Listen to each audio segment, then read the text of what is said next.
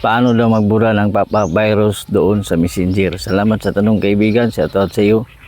Kung interesado ka kaibigan, pwede mo ba akong i-follow at i-subscribe para updated ka palagi sa ating video. So tara, let's go.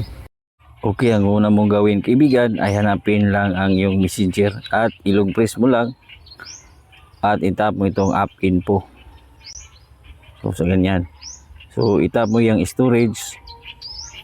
Then i-clear cache mo kaibigan. Clear cache, okay? At pangalawang paraan ay puntahan ang iyong Chrome. Itap itong 3 dots sa ibabaw. Itap itong settings. Hanapin ang site settings. Scroll up. Itap mo itong data stored.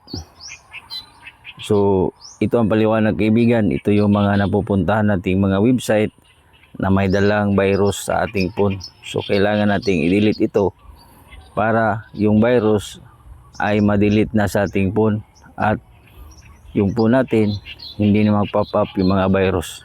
So tap mo lang yung delete all, then tap mo lang yung delete at ma-delete na ang pop-up virus doon sa iyong Messenger. Huwag kalimutan i-share natin videos. Salamat.